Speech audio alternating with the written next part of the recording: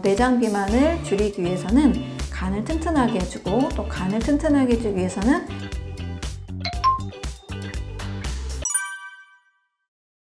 네, 안녕하세요. 저는 유은경 완전해독 연구소를 운영하고 있는 유은경입니다. 반갑습니다.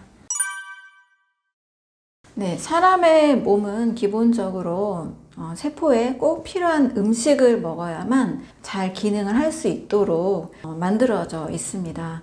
제가 이제 실험실에서 세포를 배양할 때도 이 세포들이 먹는 밥이 최소 50종 이상의 영양액이 아주 균형 있게 만들어져 있습니다. 우리가 먹고 있는 밥이 소화가 되면 포도당이 되고, 단백질이 분해가 되면 아미노산이 되고, 지방은 지방산, 그 외에도 비타민, 미네랄, 심지어 이 세포 배양액에는 소의 혈청에서 분리한 FBS라는 아주 고가의 시럼까지 넣어서, 한마디로 화장품도 고가 화장품 굉장히 영양이 많이 들어있잖아요. 이것처럼 세포가 먹는 밥이 굉장한 영양이 많이 들어있는 영양액입니다.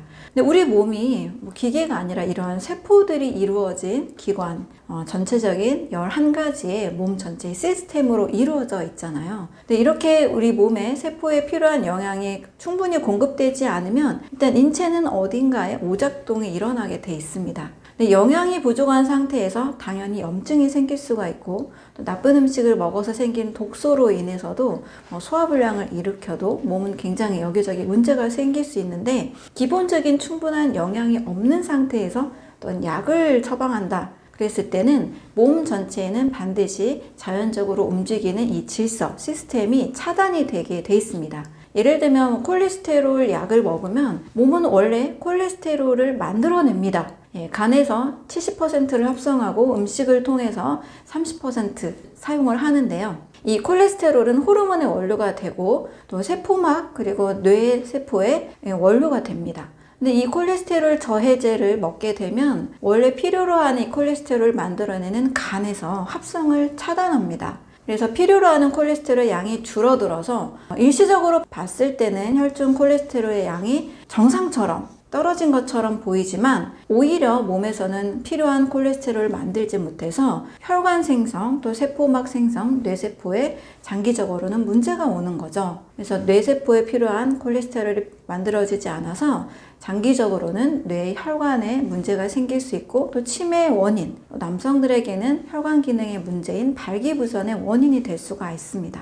그래서 약이라는 것은 증상을 완화시키는 거에만 목적을 두기 때문에 병의 근본 원인을 다루지 못하죠. 따라서 약이라는 것은 치료가 아니라 잠깐의 증상을 완화시키는 것을 목적으로 합니다. 우리는 건강하고 싶지 잠깐의 증상만 완화시키는 것을 목적으로 하지 않거든요. 그래서 우리가 사람의 몸이 진짜 건강하기 위해서는 세포에 꼭 필요한 영양소를 늘 공급해줘서 세포, 조직, 기관이 원활하게 모든 기능들을 해내는 상태, 이것을 건강이라고 볼 수 있습니다. 그래서 약은 임시 방편일 뿐 건강의 근본적인 방법을 해결해주지 못한다라는 것을 알 수가 있습니다.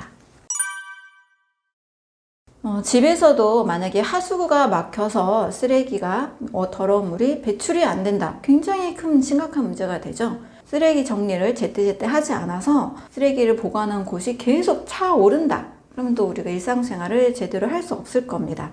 자동차도 마찬가지예요. 엔진이 이제 연료를 잘 태워서 차를 움직이게 만들고, 또 그 배기가스는 계속 나가야 차도 잘 움직이겠죠. 이와 같이 모든 이 질서의 원리들이 꼭 필요한 영양을 흡수하고, 이것으로 인해 생기는 대사산물 찌꺼기들이 잘 나가줄 때 원활하게 움직입니다. 제가 세포 배양을 하면서 그때는 세포만 바라봤기 때문에 깨닫지 못했었는데요.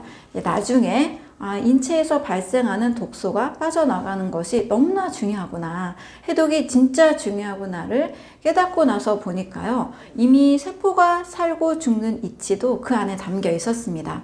세포를 배양할 때 세포가 밥을 먹고 대사를 하게 되면 그 세포 배양액은 원래 핑크색인데 이 색이 점점 주황색 그리고 노란색으로 변합니다. 노랗게 됐다는 것은 세포가 밥을 잘 먹고 샀다는 뜻이에요. 대사를 원활하게 잘 했다는 뜻입니다. 그러면 이때에는 이 대사 산물이 나와서 노랗게 됐으니 마치 리트머스 시험지처럼 이것을 알고 연구원들이 이제 노란색의 세포 배양액을 제거하고 다시 핑크색의 신선한 세포 배양액을 넣어줘야 합니다. 그런데 이때를 놓치는 경우가 가끔 있어요. 그래서 노란색의 배양액을 세포가 머금은 채 그대로 지내게 되면 세포는 며칠만 지나도 전부 다 죽습니다. 그러면은 외부에서 어떤 이물질이나 독소가 들어가서 세포가 죽은 게 아니고 자기 자신이 만들어낸 내 독소에 의해서 세포는 사멸하게 되는 거죠. 바로 독소에 의해서 죽음을 맞이하게 된 겁니다.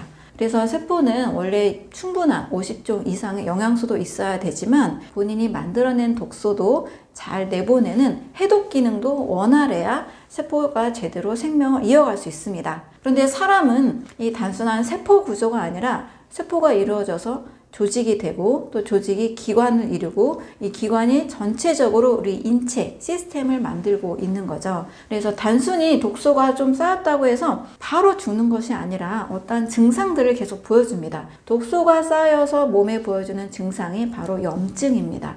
그래서 염증이라는 것은 인체 내에서 불필요한 이물질, 여러 세균, 바이러스, 곰팡이, 또 음식물 찌꺼기, 또 식품 첨가물, 또 약으로 인해 생겨난 이런 모든 물질들을 몸에서는 내보내려고 포식작용하는 이런 면역 반응을 일으킵니다. 이 면역 반응이 일어나고 있는 그 상태가 바로 염증인 거죠. 그래서 염증이 많은 몸에서는 반드시 질병 상태로 볼 수밖에 없습니다. 그래서 이 염증을 제거하기 위해서는 염증의 원인이 되는 이물질을 제거해야 되겠죠. 바로 이물질이 세균, 바이러스, 곰팡이뿐만 아니라 내가 만들어내는 독소가 될 수 있는 겁니다. 세포도 대사하면서 자기 자신의 이 대사산물이 독소가 되었듯이 우리가 어떤 음식을 먹어도 또 숨만 쉬어도 우리는 늘 독소가 생겨나는 몸입니다. 그래서 첫 번째로 어떤 몸이 불편하다 이럴 때는 약을 먼저 쓰는 것이 아니라 내가 지금 해독이 잘 이루어지고 있나? 내 몸에 독소가 너무 쌓이고 있는 건 아닌가? 제대로 독소가 나가고 있는가? 이걸 먼저 점검을 해봐야 된다는 거죠. 독소가 쌓이는 그 증거로는 만성 피로가 될 수도 있고 또 염증이 활발하게 일어나서 위염이나 대장염이나 장염, 아이들은 중이염 이런 것도 있죠. 알레르기, 천식 이런 것들도 모두 내 몸에서 일어나는 염증 반응입니다. 몸의 원인이 되는 독소를 제거하는 것을 첫 번째로 우리가 건강을 위해서 신경을 써야 될 부분이라 할 수 있습니다. 독소가 쌓이지 않는 몸을 만드는 것, 또 여러 이유들도 있겠지만 늘 쉽게 생각하는 식사하는 방법에도 문제가 됩니다. 저는 소화 불량은 독이다 라고 말씀을 드리는데요. 음식이 잘 소화되지 않은 그 찌꺼기들은 소화관 내에서 여러 염증을 일으킬 수도 있고 또 몸에 계속 쌓여서 변비의 원인이 되기도 하고 만성 피로나 또 두통이나 알레르기의 원인이 될 수 있습니다. 그래서 내 몸에서 해독과 영양의 원리를 잘 이해한다라면 약을 쓰지 않고도 우리는 음식만 가지고 또 제대로 된 식사만 가지고도 충분히 건강한 몸을 만들 수가 있습니다. 병원은 말 그대로 병이 있는 집이라는 뜻이죠. 병원에 일단 방문해서 만약에 응급실에 갑자기 방문해서 링거를 맞는다 이런 상황만 돼도 그 링거 속에는 항생제가 다 들어 있습니다. 왜냐면 여러 병원균들이 있어서 감염을 일으킬 수 있는 요인이 될 수 있기 때문이죠. 그래서 병원은 많은 환자들이 모여 있는 공간입니다. 근데 이 환자들은 병원을 통해서 건강을 얻으려고 오겠지만 병원의 목적은 그 질병의 증상을 완화시키는 것이 목적입니다. 그래서 많은 경험해 보셨겠지만 혈당이 올라가서 혈당을 조절하기 위해서 병원을 방문한다. 그러면 병원에서는 혈당이 오르는 근본 원인을 찾아주기보다 일단 혈당을 내리는 혈당 강화제, 또 이제 인슐린이 안 나올 경우에는 이제 인슐린 처방을 합니다. 그러면 혈당 강화제를 계속 맞는다고 또는 인슐린을 계속 맞는다고 건강해질까요? 또 오늘 약을 먹으면 완치가 되는 것이 아니라 내일 그 약을 또 먹어야 되고 다음 날도 그 다음 날도 계속 약을 먹어야 됩니다. 그래서 병원의 목적은 그 증상을 완화시키는 것을 목적으로 하기 때문에 근본적으로 원인 제거가 되지 않습니다. 원인은 증상이 생기지 않도록 이유를 찾아주고 그게 만약에 음식이 문제다, 올바른 음식의 정보, 식사의 정보를 알려줄 때 병이 완치가 되겠죠. 따라서 병원을 자주 간다고 해서 건강해지는 것이 아니라 좀 임시 방편적으로 증상만 완화가 되는 것이 우리가 얻을 수 있는 병원의 이로움이 되겠죠. 그러면 왜 이 혈당이 오르고 혈압이 왜 오르고 왜 염증이 생겼는지 그 증상의 원인을 제거해 주는 것은 개인의 몫이 되는 거죠. 만약에 이 원인 제거까지도 관심을 가져주는 병원을 만났다면 굉장히 행운입니다. 왜냐하면 이렇게 많은 선생님들이 여기까지는 신경을 못 쓰고 증상 완화만 해주기 때문이죠. 그래서 우리는 건강을 위해서 병원을 자주 다닐 것이 아니라 건강을 위해서는 내 몸에 혈당이나 혈압이나 염증이나 여러 독소들이 생기지 않는 그런 원인이 생기지 않는 환경의 변화, 또 식사법의 원리 이런 것들을 더 중요하게 챙겨야 되겠습니다. 약은 일단 한 면은 약효를 나타내는 좋은 기능을 하지만 그 다른 면은 독성을 가지고 있습니다. 약은 독성을 가지지 않으면 일단 약으로 출시가 될 수가 없어요. 그래서 사람의 몸을 좀 편하게 하는, 사람의 몸에 좀 도움이 되는 비타민이나 미네랄이나 이런 영양소들은 약이 될 수 없고 식품이 됩니다. 약이라는 정의 자체가 동물의 임상실험을 통해서 치료 개수를 산정할 때 치사량과 치료량의 그 비율로 치료 개수가 산정이 됩니다. 그러면 치사량이 반드시 있어야 되는데요. 치사량은 말 그대로 죽이는 용량이거든요. 어떤 약은 그래서 조금만 넣어도 동물을 죽이기도 하고 어떤 약은 아주 많이 넣어야 죽이기도 하는데 결과적으로는 모든 약은 그 죽이는 용량이 있다라는 건데요. 우리가 음식을 먹었다고 죽진 않잖아요. 그래서 약이라는 것은 한 면의 도구로 굉장히 위험한 성분을 가지고 있습니다. 그래서 당연히 우리 인체에 응급처치로 사용되는 이런 약물들은 굉장히 고마운 효과가 있죠. 갑자기 너무 심한 두통을 겪고 있다거나 통증이 있다거나 이럴 때 굉장히 고마운 효과가 있고 또 막 그 세균 감염에 있을 때 이 항생제를 통해서도 굉장히 도움을 받을 수 있습니다. 하지만 장기적으로 이 약을 계속 먹게 되면 어떨까요? 모든 약은 그 약 설명서를 보면 부작용이 같이 기록이 되어 있습니다. 그만큼 장기 복용은 인체의 어떤 일정한 부분들을 계속 차단함으로써 약효를 내기도 하고 부작용도 같이 만들어내는 거죠. 한동안 이제 콜레스테롤 약을 오랫동안 5년 이상, 10년 정도 많이 드셨던 분들의 경우 이 콜레스테롤의 합성을 저해하기 때문에 이거의 부작용이 반드시 오게 됩니다. 콜레스테롤은 혈관에도 필요하고 모든 세포막에 필요하고 호르몬 합성에도 필요한 성분인데요. 이게 합성을 막음으로써 제대로 된 세포와 제대로 된 혈관 기능이 잘 이루어지지 않을 수 있습니다. 또한 근육이 융해가 되는 횡분근 융해증이라는 부작용도 같이 가져옵니다. 이럴 경우에는 한 10년간 실제 이 약을 드셨던 어떤 분이 계시는데요. 점점점 이 다리에 힘이 없어서 걸을 힘도 없게 되고 일상생활을 할 수 없을 정도로 힘이 다 빠져버린 상태까지 됐습니다. 그래서 병원에 갔더니 이 약의 부작용이라기보다는 파킨슨병일 가능성이 있다라는 또 진단을 받게 되는 거죠. 근데 환자 입장에서는 파킨슨이 아닌 것 같은데 굉장히 혼란스러움을 겪는 분을 보게 됐습니다. 이처럼 우리 몸에서 정상적인 어떤 시스템을 차단해서 약효가 돼서 고마운 부분도 있지만 장기 복용 시에는 반드시 부작용이 따른다는 겁니다. 그래서 약을 사용할 때는 일시적인 것은 필요한 경우 사용해도 좋지만 장기적인 사용으로는 분명히 부작용이 따를 수가 있습니다. 2015년도에 미국 심장협회에서는 콜레스테롤과 심장병은 무관하다라는 결론을 이미 내린 바 있습니다. 벌써 8년 전인데요. 사실 미국에서 1960년대에 많은 심혈관 질환 환자들이 이제 발생함으로써 그 원인을 지방이 문제다라는 가설을 세웠습니다. 그런데 지방이 어떻게 문제가 되는지 그 과학적인 근거와 어떤 논리들을 명확하게 밝히지 않고 그냥 심장에 지방이 껴있으니까 지방 자체가 문제다라고 결론을 내려버린 거죠. 근데 이 가설이 많은 의사와 또 환자들 사이에서 그냥 계속 굳어져 있다가 많은 심장병 환자들을 또 확인해 보니까 콜레스테롤 수치가 정상이거나 심지어 낮았는데도 불구하고 심장병에 걸린 사람들이 있었다는 거예요.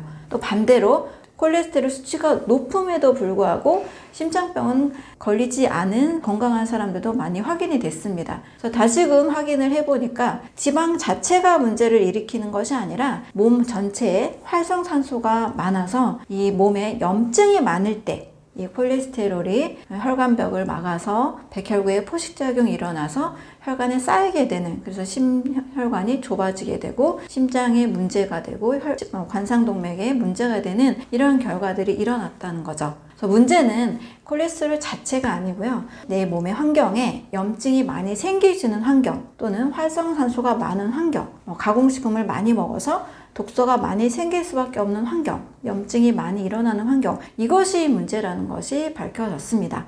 사람들은 HDL은 착한 콜레스테롤, LDL은 나쁜 콜레스테롤 이렇게 또 이야기를 하는데요. 또 많은 연구를 통해서 LDL 콜레스테롤도 저밀도 콜레스테롤인데요. 이것도 세포 안에 있는지 밖에 있는지에 따라서 때로는 HDL 고밀도가 되기도 하고 LDL 저밀도가 되는 모양이 바뀌어 있을 뿐이지 LDL 자체가 나쁜 것이 아니다라는 결론을 내렸습니다. 문제는 역시 산화된 LDL이 혈관벽에 쌓여서 문제를 일으키는 것으로 알려졌습니다. 그래서 항상 문제는 몸을 산화시키는 환경, 염증을 많이 만들어내는 환경이 문제입니다. 그래서 우리가 어떤 지방을 먹고 콜레스테롤이 많은 음식을 먹고 이것보다 내 몸에 충분한 이 항산화 기능이 제대로 되지 않고 있는 상황, 염증이 생길 수밖에 없는 상황, 이것이 더 큰 문제라는 것이 확인이 됐습니다. 단백질과 지방의 상관관계를 밝혀낸 많은 연구들을 통해서 고기는 오히려 과다 섭취가 문제지 안 먹어서 병에 걸리지 않는다라는 결론을 내리게 됐습니다. 미국에서 단백질이 인체에 꼭 필요하니까 이거의 보급을 알리기 위해서 사실 시작했던 연구자가 있었습니다. 미국의 콜린 캠벨 코넬대 명예 교수님이신데요. 단백질이 너무 중요한 걸 누구나 알고 있죠. 이 중요성을 알리기 위해서 중국, 필리핀, 고기를 많이 섭취한 지역과 사람들, 고기를 잘 먹지 않는 식물 위주로 많이 먹는 지역과 사람들을 조사를 해봤습니다. 그래서 좀 가난해서 고기를 많이 먹지 못하는, 단백질 섭취가 부족한 이 어린이들 또 그 나라의 사람들을 위해서 어떻게 하면 보급을 할까, 이것을 이제 고민하다가 연구를 시작하게 됐는데요. 오히려 더 정반대 현상이 일어나게 됐습니다. 어떤 문제가 생겼냐면 동물성 단백질을 많이 먹은 지역과 나라의 사람들이 더 병에 많이 걸린다는 거죠. 그리고 고기를 적게 섭취하고 채소, 과일, 통곡식 위주의 음식을 먹는 가난하고 좀 어려운 그런 지역과 아이들이 더 질병이 없었다는 사실을 발견하게 됩니다. 이것이 바로 차이나 스터디, 중국 연구라는 건데요. 무려 8억 8천 명을 대상으로 2,400개의 지역을 조사했기 때문에 뉴욕타임스에서는 역학의 그랑프리다 할 정도로 이 연구 결과를 굉장히 신뢰하고 있습니다. 그래서 이 연구를 했던 오히려 수의사 출신으로서 동물성 단백질을 더 보급하기 위해서 연구를 했던 콜린 캠벨이 이 연구 결과, 자연의 식물, 과일, 채소, 통곡식 위주의 식사가 오히려 더 건강한 거다라는 결론을 내리게 됐습니다. 또 미국의 이제 빌 클린턴 대통령의 주치였던 존 맥두걸도 본인의 건강이 중풍에 걸릴 만큼, 10대에 중풍에 걸릴 만큼 건강이 워낙 안 좋은 상태에서 의대를 진학하게 되고 음식과 또 질병의 상관관계를 연구한 결과 미국은 20% 이상의 단백질이 질병의 원인이라는 것을 알게 된 거죠. 그래서 10% 미만 또는 5% 정도의 단백질만을 추천을 하고 있습니다. 이것은 모유에서도 사실 확인을 할 수가 있는데요. 제가 이제 모유와 또 우유의 단백질의 비율을 비교해 보니까 사실 성인보다도 갓난아기만큼 단백질이 더 필요한 사람이 없잖아요. 가장 이 성장 발육이 왕성한 시기인 갓난아기조차 모유의 총 칼로리의 5%에서 불과 7% 사이 정도만 단백질을 구성이 되어 있는 것을 확인을 할 수가 있습니다. 그런데 우유는 소가 먹는 거죠. 송아지가 먹는 거죠. 송아지가 먹는 단백질의 함유량을 봤더니 우유보다도 무려 3배, 4배 더 높은 단백질을 가지고 있습니다. 그것은 너무 자연의 이치상 너무나 자연스러운 현상이에요. 왜냐면 소는 약 1년 정도면 다 성장 성장하니까 성장 속도가 굉장히 빠르잖아요. 사람은 뭐 15년 이상, 때로는 뭐 20년 가까이 성장하기 때문에 이 성장 속도가 느릴 수밖에 없습니다. 단백질의 함유량은 오히려 과한 상태에서 항상 질병의 원인이 되고 여러 암, 당뇨, 고혈압, 심혈관 질환 이런 만성 질환의 원인이 되고 소량 섭취했을 때 그 결핍으로 인해서 질병에 걸리는 일은 사실 요즘 시대에는 없습니다. 단백질 결핍으로 인해 생기는 질병은 콰시오커라고 해서 전체적으로 음식 섭취량이 너무나 부족할 때, 이렇게 좀 난민 국가들이 있죠. 음식 자체가 부족한 국가. 그럴 경우에 단백질 결핍증에 걸리지, 지금 이 시대를 살고 있는 사람들은 단백질이 부족해서 그런 병에 걸리는 사람은 거의 없겠죠. 음식 섭취량이 심각하게 부족할 때 단백질이 부족하지, 일반 과일, 채소, 통곡실, 콩류, 견과류 이런 음식을 통해서는 결코 단백질이 부족하진 않습니다. 그래서 동물성 단백질은 5% 이내로 최소한의 섭취, 기호식품 정도로만 먹는 것이 훨씬 더 안전하다고 볼 수 있습니다. 소고기를 많이 먹게 되면 오히려 단백질 반, 지방 절반이기 때문에 포화지방을 또 굉장히 많이 먹게 됩니다. 소고기에 있는 단백질은 또 소량은 괜찮지만 항상 우리가 소량만 먹기보다 약간 과하게 먹기가 쉽잖아요. 그래서 많이 먹을 경우에는 소화 불량된 아미노산들, 단백질들이 생겨서 인체 내에서는 여러 알레르기의 원인 되기도 하고 또 독소가 되기도 합니다. 소화가 잘 되는 식물의 단백질을 저는 더 추천을 드리는데요. 많은 사람들이 이제 채소에는 단백질이 없을 것 같다 생각해요. 하지만 노광색 채소에도 단백질이 있고 또 버섯에도 우유 단백질보다도 고기 단백질보다도 더 소화가 잘 되는 단백질이 많이 있습니다. 또 콩도 밭에서 나는 소고기라고 할 정도로 별명이 지어져 있잖아요. 콩 단백질은 사람이 먹었을 때 굉장히 또 소화 흡수가 잘 되는 단백질로 알려져 있죠. 해조류에도 또 견과류에도 통곡식에도 각각의 이 식물들에는 성분에 맞는 적절한 비율로 모두 식물성 단백질이 있습니다. 채소를 먹었다고, 채식을 했다고, 식물식을 했다고 단백질이 결핍되지 않고 충분히 더 소화가 잘 되는 단백질이 있기 때문에 소고기를 먹지 않아도 안전하다고 할 수 있습니다. 대신 이제 소고기를 너무 좋아하시는 분들이라면 꼭 이 채소와 함께 소화가 잘 되는 양 정도로만 가끔씩 섭취하시는 것이 좋겠습니다. 우유가 해로운 이유를 한 3가지 정도로 말씀을 드릴게요. 사람들이 이제 우유를 선택할 때 대부분 칼슘을 보충하기 위해서 우유를 선택을 합니다. 그런데 우유에는요, 인이 많이 들어있어서 과한 인이 몸에 들어오게 되면 우리 몸에서 지나친 인을 또 빼내기 위해서 칼슘을 분해합니다. 뼈를 더 튼튼하게 하려고 우유를 먹었는데 오히려 뼈에서는 칼슘을 분해하니까 뼈가 더 약해지게 되죠. 골감소증, 골다공증이 일어나게 됩니다.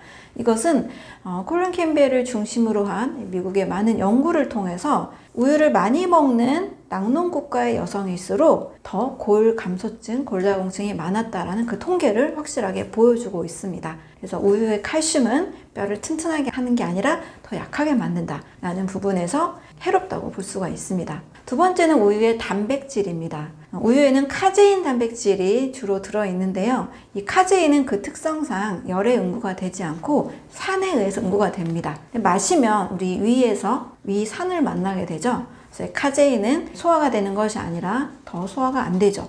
소화가 안 되는 이유 중에 하나로 또 저당 분해 요소가 없어서, 락타제가 없어서 소화가 안 되는 이유도 있지만 이 우유에 있는 단백질이 굳어버리기 때문에 소화가 안 됩니다. 우유의 단백질 속에는 베타락토글루불린이라는 성분이 같이 있는데요. 이 성분은 사람에게 있어서 알레르기를 일으키는 성분이 됩니다. 모유를 먹는 갓난아기에게는 절대 우유를 먹이면 안 된다고 하잖아요. 생우유를 절대 먹이면 안 됩니다. 아기가 소화를 하지 못하고 또 여러 알레르기를 일으킬 수 있기 때문인데요. 이 성분들이 전혀 사람에게 도움이 되지 않습니다. 세 번째로는 성장 호르몬입니다. IGF-1이라는 인슐린 라이크 그로스 팩터라는 성분이 들어있는데요. 이 성분은 말 그대로 빠르게 성장시킵니다. 사람의 모유에는 사람이 적절하게 성장할 수 있도록 적절한 성장 인자들이 담겨 있는데요. 우유는 사람을 위한 것이 아니라 송아지를 위한 거죠. 그래서 송아지가 빠르게 자랄 수 있도록 그 성장 속도에 맞는 성장 호르몬이 있습니다. 만약에 사람이 우유에 있는 성장 호르몬을 먹게 되면 더 성장 속도가 더 빨라져서 조숙증이 됩니다. 빨리 성장한 만큼 빨리 늙어버리게 되는 거죠. 또 빨리 성장하는 것의 특징으로는 암세포가 있습니다. 암세포는 정상세포보다 빠르게 성장하면서 또 죽지 않는 특징을 가지고 있죠. 그래서 우유를 많이 먹으면 여러 자가면역 질환, 또 암을 일으킬 수 있는 그 토양을 마련하기 때문에 백해무익한 음식이 될 수밖에 없습니다. 그래서 우유는 말 그대로 송아지의 것이기 때문에 속아 먹도록 내버려 두고, 사람은 다 자란 어른이 다 자란 이 포유류 성체가 남의 동물의 젖을 먹을 이유는 전혀 없는 거죠. 이 자연의 질서를 봐도 절대 맞지가 않습니다. 우유를 반드시 먹어야 되는 존재는 이제 송아지이기 때문에 사람은 우유를 먹지 않는 것이 훨씬 더 건강하다고 볼 수 있습니다. 불가피하게 우유를 먹어야 되는 상황이라면 정말 음식이 하나도 없을 때, 이럴 경우에는 자연에서 방목한 동물의 젖, 사냥이라든지 이런 거를 아주 불가피한 상황에서 소량 먹는 것은 큰 문제가 되지 않겠지만, 건강을 위해서 우리가 우유를 선택할 필요는 전혀 없습니다. 많은 분들이 이제 채식을 하게 되면은 단백질도 부족하고 특히 비타민 B12가 부족하다라고 알고 있습니다. 비타민 B12는 이제 동물성 단백질만 있는 영양소로 알려져 있는데요. 사실은 장내 미생물을 통해서도 비타민 B12가 만들어지는 것으로 알려져 있습니다. 그러면 채식을 하는 사람들은 다 이 비타민 B12가 부족하니까 몸에 문제가 와야 되겠죠.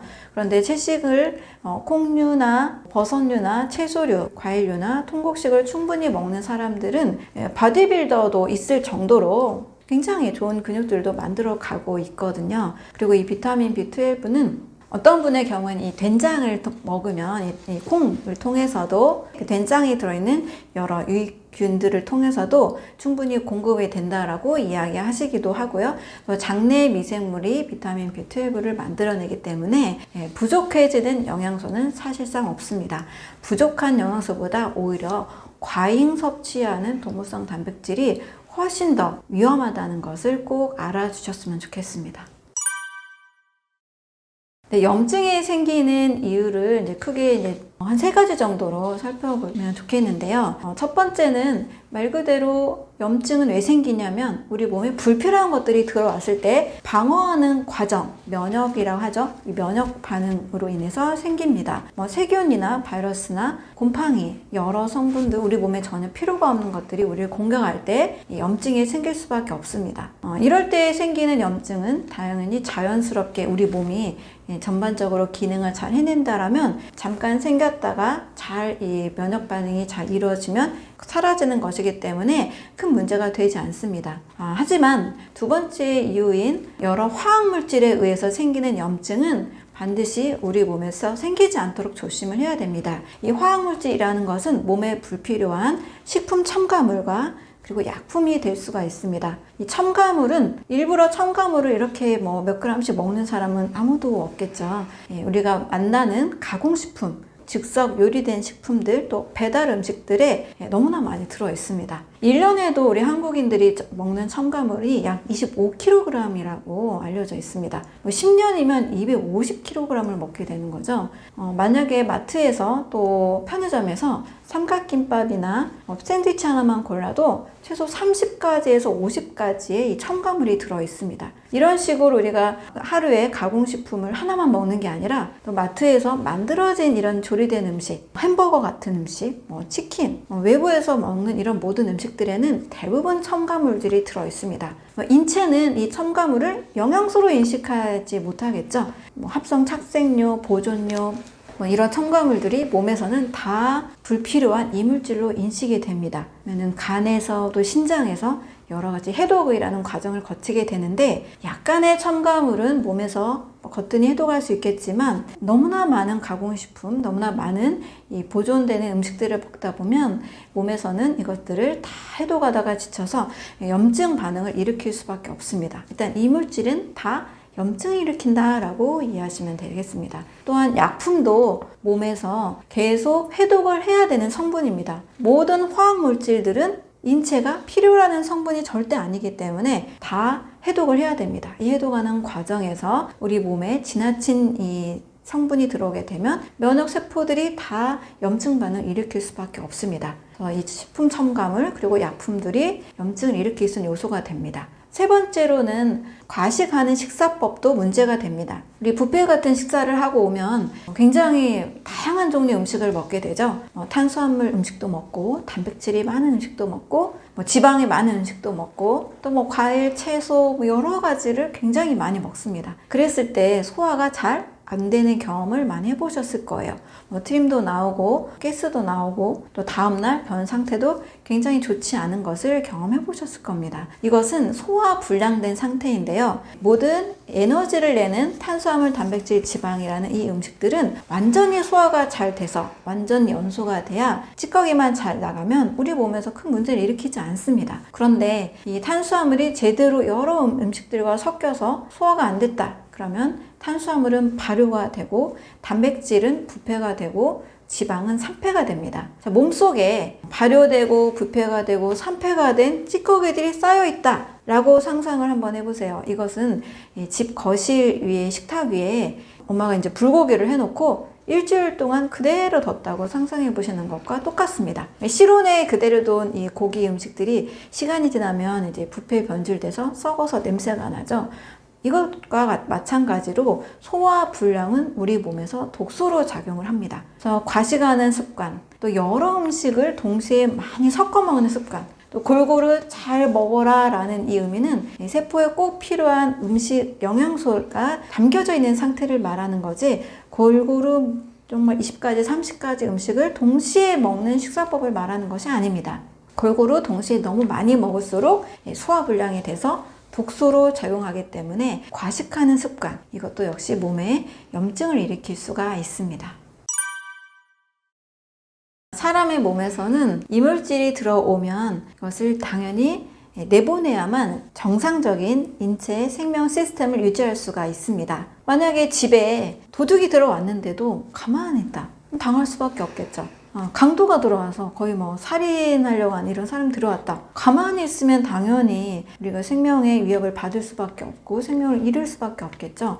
가만히 있는 것은 인체가 면역 반응을 하나도 하지 않는 것을 뜻합니다. 그러나 몸이 면역 반응을 해서 염증이 생긴다는 것은 도둑이 들어오고 강도가 들어오면 저항을 하고 싸우고 또는 경찰을 불러서 해결을 반드시 해야 되죠. 우당탕탕 해결하는 과정 속에서는 좀 시끄럽고 굉장히 물건도 어질러지고 많은 문제가 생길 텐데요. 이것이 바로 면역 반응이 일어나서 생기는 염증 반응과 같다고 할 수 있습니다.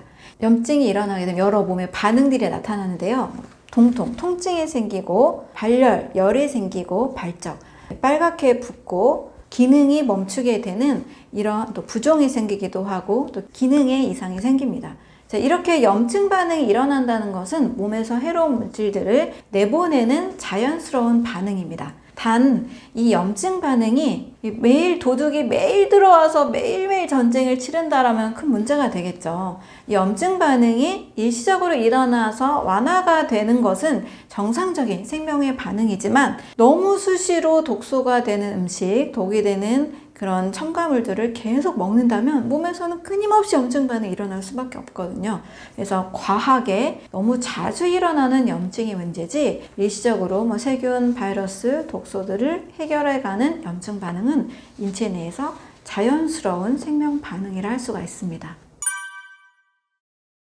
다이어트 할 때 보통 칼로리를 제한하고 또 운동을 많이 해서 몸에 쌓인 칼로리를 태우자, 지방을 태우자, 이렇게 접근을 하시는데요. 이것은 몸을 기계로 인식한 잘못된 접근이라 할 수 있습니다. 왜냐하면 같은 칼로리라 할지라도 살아있는 음식은 몸에 칼로리를 축적시키거나 지방으로 전환되지 않습니다. 살아있는 음식은 또 잘 찌꺼기들을 만들어서 내보내기 때문이죠. 자, 문제는 과잉 칼로리만 있고 이 칼로리를 태우는 미량 영양소가 없는 죽은 음식, 가공식품이 문제입니다. 특히 이 가공식품에는 첨가물들이 같이 많이 포함이 되어 있습니다.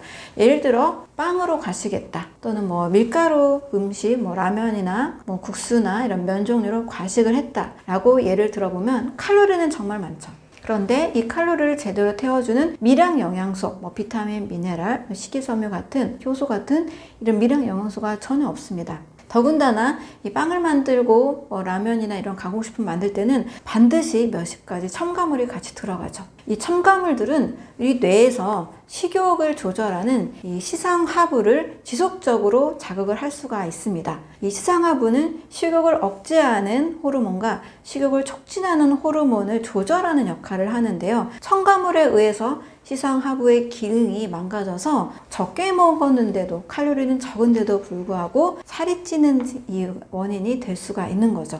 칼로리를 굉장히 계산해서 100칼로리 정도로 굉장히 조금, 국수 조금 먹어서 열심히 살을 뺐는데 나중에 요요 현상이 오는 것들을 많은 분들이 경험을 해보셨을 거예요. 이 요요 현상도 역시 뇌의 시상하부, 식욕 촉진 호르몬과 식욕 중추 호르몬의 조절이 되는 역할이 실패했기 때문입니다. 그래서 칼로리만 제한하고 칼로리만 계산하는 다이어트가 중요한 것이 아니라 우리 신진대사가 원활할 수 있도록 내 몸에, 내 세포에 꼭 필요한 음식을 먹는 것이 중요하다고 볼 수 있습니다. 칼로리를 태우는 측면에서 이제 운동을 많이 선택을 하시는데요. 운동 자체가 문제가 되는 것은 절대 아닙니다. 운동 정말 필요하죠. 심폐의 기능도 좋아지고 혈액순환 또 근육을 활발하게 움직이고 정신적인 건강을 위해서도 운동은 절대적으로 필요합니다. 단 어떤 분들의 경우에는요, 이 운동이 해가 되는 경우가 있어요. 최근에도 몸이 굉장히 안 좋아서 체력이 없는데도 이제 PT를 일부러 계속 받다가 오히려 몸이 더 상했다라고 하시는 분도 만나보게 됐는데요. 이분의 경우에는 몸 상태를 상담을 했더니 염증이 굉장히 많았습니다. 너무나 피곤하고 또 적게 먹는데도 불구하고 심지어 물만 먹어도 살찐다 이런 분들이 계시잖아요. 적게 먹는데도 불구하고 굉장히 살이 전혀 빠지지 않고 몸이 굉장히 힘든 상태였습니다. 이럴 때는 몸에 독소와 염증이 많은 상태일 가능성이 굉장히 높습니다. 이런 상태에서는 체력도 굉장히 떨어져 있기 때문에 무리하게 운동을 하면은 오히려 더 몸이 망가집니다. 무조건적으로 운동을 선택하기보다는 몸 전체의 신진대사가 원활할 수 있도록 영양과 이 해독의 원리에 근거한 식사법을 먼저 선택하고 내가 할 수 있는 만큼, 체력이 되는 만큼 운동을 선택해야 됩니다. 그래서 운동을 무조건 나쁘다고 하는 이야기가 아니고요. 이만큼 우리 몸의 신진대사를 원활히 할 수 있는 영양과 해독의 원리, 좋은 영양의 섭취가 굉장히 중요하다는 이야기입니다. 그래서 몸에 꼭 필요한 영양을 섭취하시면서 또 해독이 원활한 몸을 만들면서 운동을 선택하시는 것이 훨씬 더 건강한 몸, 또 살이 더 잘 빠지는 몸이 될 수가 있습니다. 네, 진짜 음식은 사람의 몸에 꼭 필요로 하는 영양소와 또 다양한 미량 영양소, 효소, 식물 영양소를 공급해주는 자연에 살아있는 음식입니다. 사람의 몸이 기계가 아니잖아요. 자동차는 휘발유를 원료로 하는 차에는 휘발유를 넣어줘야 되고 가스를 연료로 하는 차에는 가스를 넣어줘야 됩니다. 사람의 세포에 꼭 필요로 하는 연료, 그런 음식을 넣어줘야 하는데요. 저는 이 사람의 해부학적 구조와 또 유전자 구조가 99% 이상 일치하는 유인원에서 이 답을 찾게 됐습니다. 유인원들은 거의 과일과 채소가 주식이고 가끔 곤충도 5% 이내로 섭취를 합니다. 하루 이 유인원들의 먹이로 들어가는 음식이 무려 33,000원치 된다고 합니다. 과일도 신선한 과일, 또 유기농 이런 채소들을 많이 준다고 합니다. 이렇게 사람이 먹어야 되는 진짜 음식은 자연에서 만들어진 과일류, 채소류, 콩류, 견과류, 씨앗류, 버섯류, 해조류 이런 식물 기반의 음식이고요. 가짜 음식은 한마디로 생명이 없는 죽은 음식입니다. 이것을 가공식품의 형태로 음식이 만들어지고 있죠. 가공식품 한번 생각해 보시면 만약에 햄버거다. 밀가루로 만든 빵이 있고 고기가 있고 또 적은 양의 채소도 토마토 조금 들어있지만 대부분은 이 단백질과 탄수화물이 주를 이루고 있습니다. 한 달간 햄버거만 먹어서 어떻게 몸에 변화가 오는지 확인한 그런 다큐멘터리가 또 있었는데요. 한 달 후에 굉장한 이 비만과 내장 지방과 지방간 그리고 굉장히 높은 콜레스테롤 수치가 올라가는 것을 확인을 했습니다. 자, 이 음식은 앞서 말씀드린 살아있는 음식, 진짜 음식과 뭐가 다르냐면 오직 칼로리 중심의 음식만 있고 살아있는 음식이 가지고 있는 미량 영양소, 비타민, 미네랄, 또 식이섬유나 또 살아있는 효소 이런 성분들이 하나도 없습니다. 그럼 인체 내에서는 칼로리만 있다고 우리 몸의 세포가 정상적으로 움직이지 않거든요. 정말 중요한 것은 이 칼로리가 되는 성분들을 태울 수 있는 효소, 조효소, 효소의 원료가 되는 비타민, 미네랄, 또 효소, 또 식물 영양소들이 반드시 필요합니다. 또 독소들을 해독할 수 있는 여러 면역세포들도 굉장히 필요한 거죠. 저는 한마디로 가공식품은 죽은 음식이다, 가짜 음식이다, 이렇게 말씀을 드리고요. 패스트푸드나 또 마트나 편의점에 있는 만들어진 음식, 즉석 요리식품 있죠? 레토르트 음식은 다 죽은 음식이기 때문에 정말 일주일에 그냥 아주 몇 번, 손가락에 꼽을 만큼 몇 번 드시고 나머지는 진짜 음식으로 채운다면 건강에 큰 무리는 없을 겁니다. 근데 이게 반대로 됐을 때는 큰 문제가 오게 되는 거죠. 그래서 진짜 음식을 최대한 많이 먹는 것이 좋습니다. 네, 한마디로 독소를 많이 만들어내는 음식인데요. 바로 죽은 음식, 가공식품이라 할 수 있습니다. 네, 가공식품은 자연에서 만들어진 게 아니죠. 공장에서 만듭니다. 공장은 살아있는 생명을 만들어낼 수가 없죠. 네, 그냥 여러 성분들을 조합해서 음식처럼 만듭니다. 저는 가공식품을 음식 모형이라고도 말씀을 드리는데요. 단순히 배는 부르게 할 수 있지만 몸의 건강한 신진대사에는 해로운 성분들이 너무나 많습니다. 여러 해로운 성분들, 첨가물과 함께 만들어진 음식이기 때문에 이런 음식들은 인체 내에서 굉장히 많은 염증을 만들어냅니다. 그래서 가공식품, 죽은 음식, 음식 모형들 이런 것들을 저는 독소 음식이라고 합니다. 또 하나 더 덧붙이자면 너무나 많은 음식을 동시에 많이 먹을 때 골고루 많이 먹는 것이 소화에는 방해가 됩니다. 탄수화물, 단백질, 지방, 그다음에 과일, 채소 너무나 많은 음식을 골고루 그리고 과식했을 때는 인체 내에서 독소로 작용하기 때문에 내가 소화시킬 수 있는 만큼 또 완전히 연소시킬 수 있는 만큼 살아있는 음식으로 먹는 것이 건강에 꼭 필요한 지식이 되겠습니다. 독소 음식을 완전히 피하고 살기는 사실 어려워요. 저도 때로는 고기를 먹기도 하고 때로는 과식하기도 하고 또 친구들과 함께 치킨이나 피자를 먹을 수 있는 환경도 생길 수밖에 없습니다. 자, 이랬을 때는 내가 먹은 식사가 독소를 유발했구나 라고 첫 번째 인지하는 것이 매우 중요합니다. 오늘 그냥 나는 건강하게 먹었어. 배가 부르니까 정상적으로 먹었어. 이러면은 독소는 계속 쌓일 수밖에 없거든요. 내가 먹은 식사가 첫 번째 독소라는 것을 인지합니다. 두 번째로 독소라는 것을 인지하면 독을 먹었구나. 그러면 해독을 해야지 라는 생각을 우리는 자연스럽게 할 수가 있습니다. 과식을 하고 또는 가공식품 또는 고기 음식을 많이 먹었을 때는 다음날 해독해야지. 또는 점심에 먹었다면 저녁은 해독해야지 라는 생각을 해야 됩니다. 이 해독의 방법으로는 첫 번째는 식사를 안 하는 겁니다. 이전에 먹었던 음식들이 많이 쌓여있는 상태이기 때문에 이것을 몸은 해독하느라고 굉장히 오랜 시간이 필요로 할 겁니다. 특히 간이 그리고 신장이 여러 독성 물질들을 해독하는 역할을 하느라고 굉장히 지쳤겠죠. 그래서 다음 식사를 물 정도만 가볍게 드시는 것이 좋겠습니다. 이렇게 해독을 하는 방법이 있고요. 두 번째로는 소화는 다 됐어. 다음 음식 먹을 수 있는 그런 배고픔이 느껴진다 할 때는 해독에 좋은 음식을 선택하는 겁니다. 해독에 좋은 음식은 다양한 이 밥과 반찬을 먹으면 또 우리 몸이 고생을 하니까요. 아주 간단한 식사가 좋습니다. 이럴 때는 바나나 한두 개를 먹는다든지 요즘 제철인 감을 먹는다든지 포도 한 송이를 먹는다든지 귤 서너 개를 먹는다든지 이렇게 독소가 생기지 않은 과일 정도의 음식을 먹는 것이 좋습니다.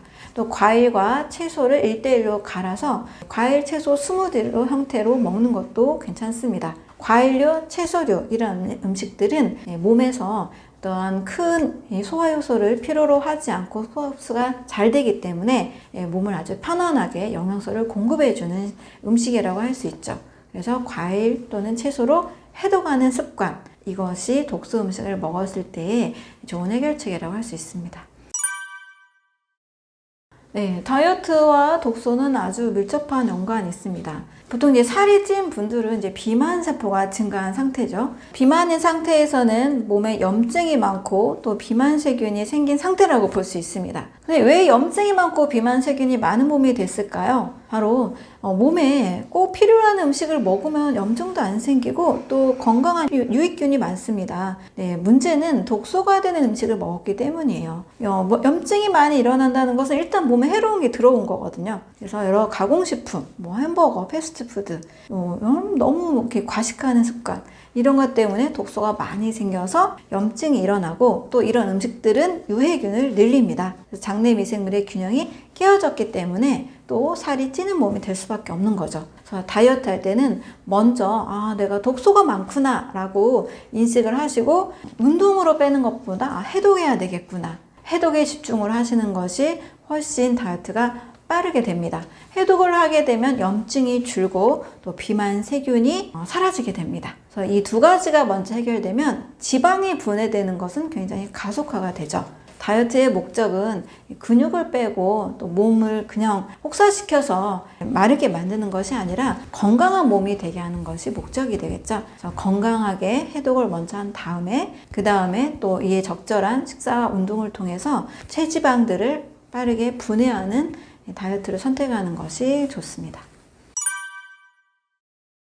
진짜 음식은 아무리 배가 부르게 먹어도 사실 살이 찌지 않습니다. 좀 더 정확하게 말씀을 드리면 진짜 음식은 과식하기가 어려워요. 그럼 이 진짜 음식은 뭘까요? 첫 번째로 저는 과일을 말씀을 드리겠습니다. 사람이 먹어야 되는 가장 필수 음식 중에 저는 하루 한 끼만큼은 과일 식사를 하자라고 늘 강조를 하고 있습니다. 왜냐하면 과일 안에는 인체의 세포에 꼭 필요로 하는 이 필수 영양소들이 거의 완벽하게 들어 있습니다. 탄수화물, 단백질, 지방, 비타민, 미네랄, 또 수분, 그리고 식이섬유와 효소와 또 파이토케미컬까지 저는 총 9대 영양소라고 말씀을 드리는데요. 우리 인체의 세포는 다양한 영양소를 필요로 합니다. 그랬을 때 세포는 정상적인 기능을 하게 되고 온 몸의 모든 조직과 기관들이 원활한 기능을 하게 되죠.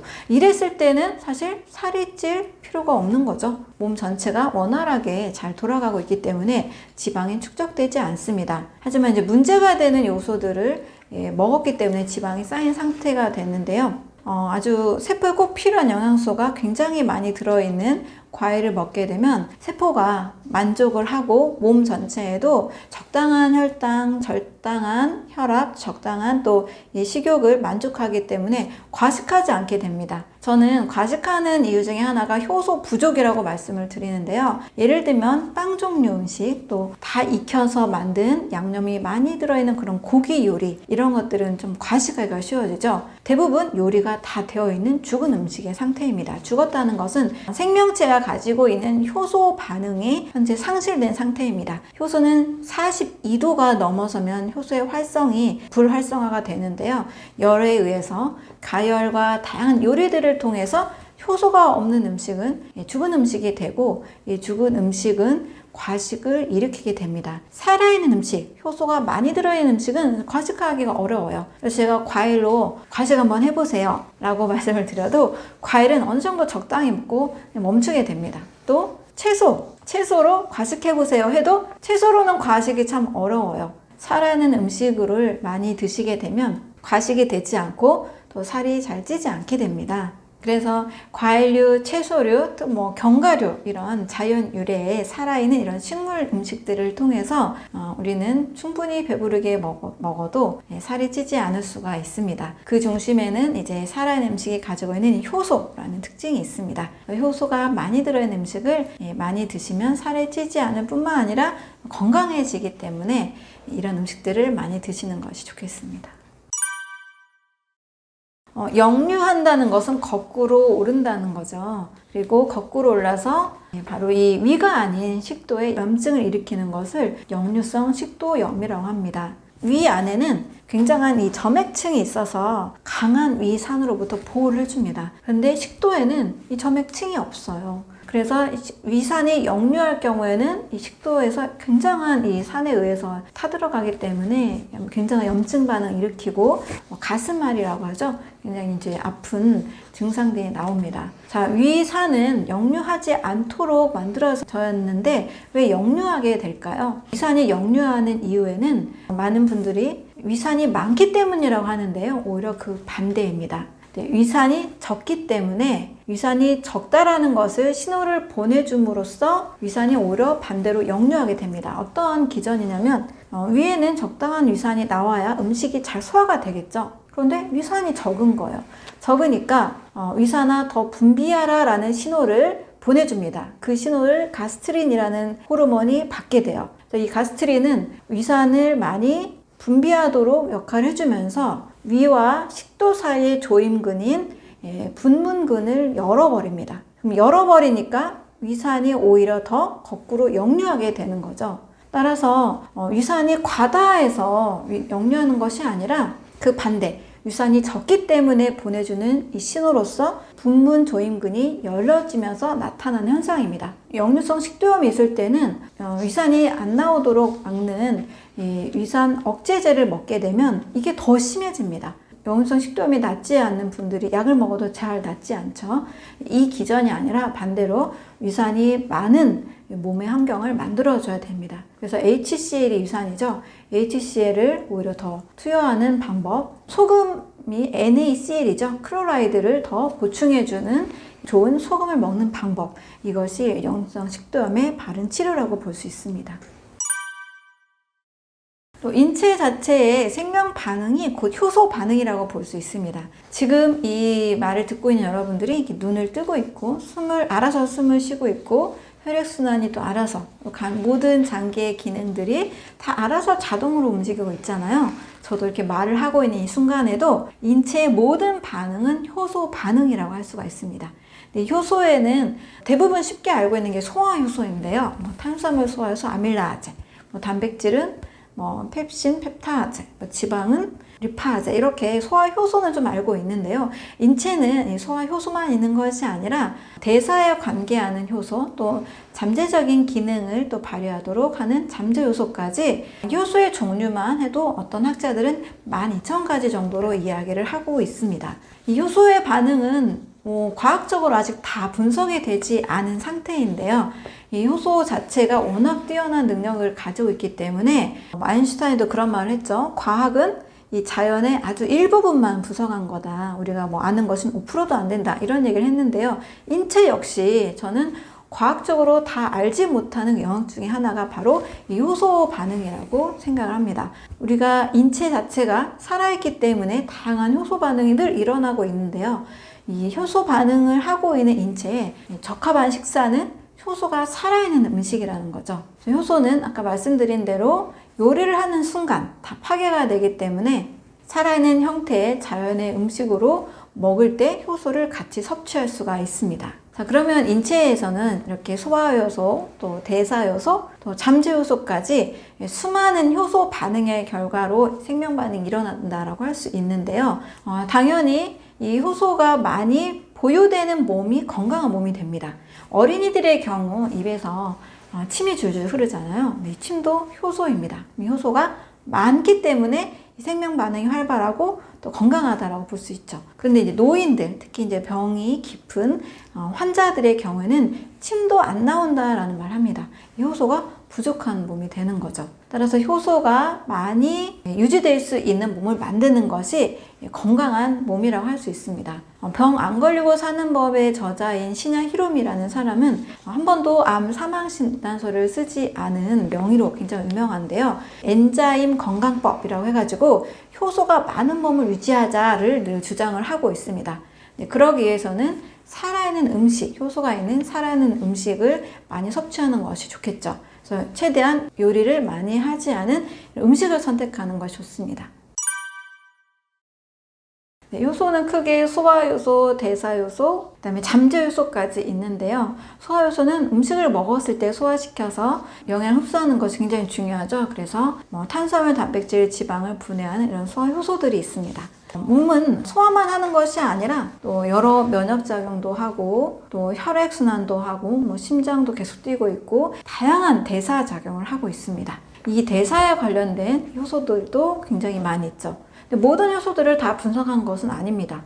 동맥의 혈액순환만 해도 동맥순환에 작용하는 효소가 70종이 있다고 하는데요. 대사작용을 하는 이런 효소들이 있습니다. 세 번째로는 잠재 효소인데요. 만약에 갑작스러운 바이러스가 우리 몸에 들어온다. 그러면 이 바이러스에 대한 항체를 또 만들어서 면역 반응을 해야 되잖아요. 이럴 때 우리 온몸에 이제 면역 세포들이 굉장히 복잡하고 다양한 면역 작용을 해야 됩니다. 그럴 때는 또 면역 세포들이 움직여야 되는 힘이 필요하잖아요.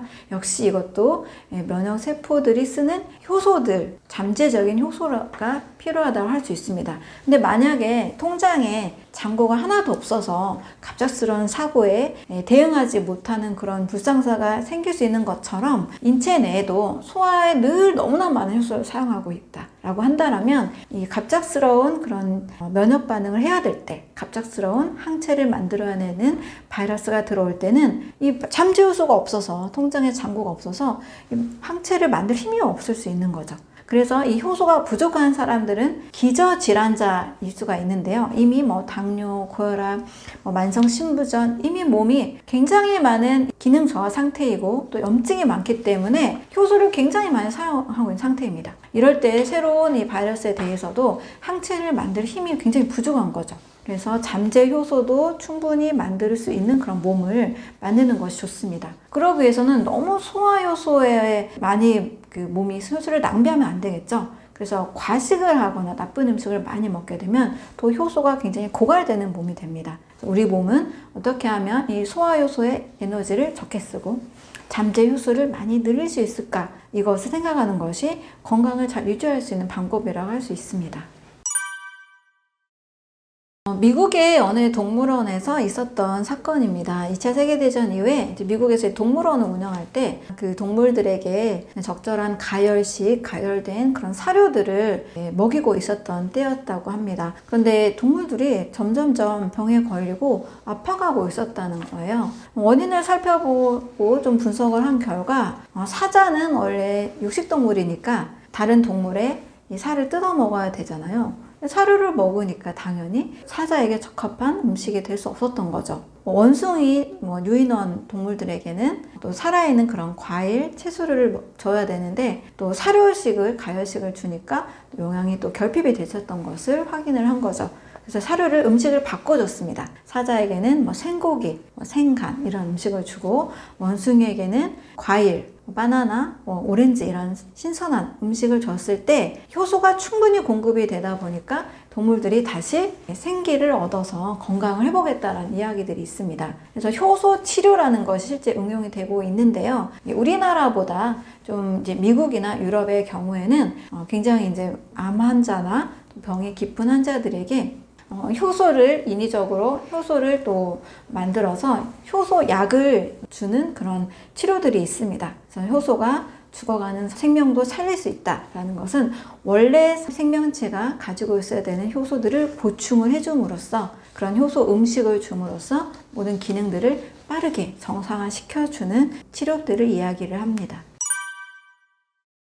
비타민 U는 원래 있는 성분이 아니고요. 새로운 별명입니다. U는 얼석, 궤양의 약자예요.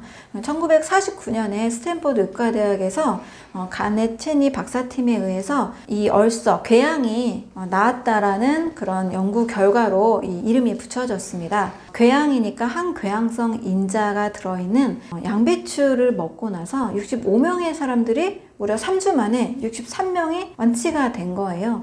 궤양을 치료했다라는 의미에서 비타민 U라고 별명이 붙여졌는데요. 그것은 바로 양배추에 들어있는 메틸메티오닌 설포늄이라는 MMSC라는 성분입니다. 양배추에 들어있는 이 성분으로 인해서 궤양이 나와서 비타민 U라는 별명이 붙여졌죠. 많은 분들이 양배추가 위 건강에 좋다라고 많이 알고 계세요. 그것이 바로 비타민 U이고 MMSC라는 성분이 되겠습니다. 네, 비타민 U는 양배추를 중심으로 이 양배추와 같은 십자화과 채소, 브로콜리나 케일 이런 음식들에 많이 들어 있습니다. 네, 양배추에는 비타민 U뿐만 아니라 베타카로틴 성분이 많이 들어있는데요. 베타카로틴은 세포의 성장 분열에 굉장히 꼭 필요한 영양소입니다. 비타민 A로 필요한 만큼 전환이 돼서 세포를 빠르게 잘 재생시킬 수 있는 역할을 하고 있습니다. 위 점막을 보면 우리 인체 내에서 가장 빠르게 분열하는 부분 중에 하나거든요. 무려 5일 만에 위장 상피세포는 새롭게 바뀝니다. 양배추를 매일 먹으면 위장 점막이 새롭게 5일 만에 새로 생기니까요. 새롭게 건강하게 분열을 해서 점막 기능에 문제가 있는 위염, 위궤양, 점막이 약한, 점막 건강에 약한 분들에게 굉장히 도움이 됩니다. 양배추를 계속 먹어서 위 건강이 굉장히 좋아지신 분들도 많고, 양배추의 그런 성분들을 즙 형태나 또는 농축 형태로만 드셔도 굉장히 좋아지는 사례들이 많죠. 그래서 위가 약한 분들, 점막이 늘 이렇게 좀 피가 나고 약한 분들은 양배추가 크게 도움이 됩니다. 과일에 들어있는 굉장히 중요한 성분이 바로 밥이나 빵이나 고기나 우유에 전혀 없는 바로 항산화 성분이 있습니다. 식물들은 자외선으로부터 자신을 보호하기 위해서 다양한 색깔을 가지고 자신만의 보호 물질을 만들어냅니다. 그것이 바로 파이토케미컬, 식물 영양소라고 합니다. 색깔이 진한 노란색, 주황색, 보라색 이런 다양한 색깔들이 바로 이 식물 영양소라고 할 수 있습니다. 근데 이게 가장 많이 생겨나는 부분이 햇빛으로부터 바로 많이 받아서 생성된 그 껍질 안에 많이 들어 있습니다. 그래서 껍질을 통해서 그 다양한 색깔을 통해서 이 식물 영양소가 보충이 되기 때문에 껍질째 먹는 것이 굉장히 영양가를 많이 섭취하게 되는 거죠. 네, 사과의 경우 심장 건강, 혈관 건강, 근육 건강에 굉장히 도움이 된다고 알려진 퀘르세틴이라는 성분이 이 사과의 껍질 속에 있습니다. 그리고 포도에도 보라색의 그 성분이죠. 레스베라트롤이라는 이 성분이 혈관 건강에 염증, 항암 작용에 굉장히 도움이 된다고 알려져 있는데요. 이 모든 것들이 다 그 껍질 바로 아래쪽에 있기 때문에 껍질째 먹을 때 도움이 됩니다.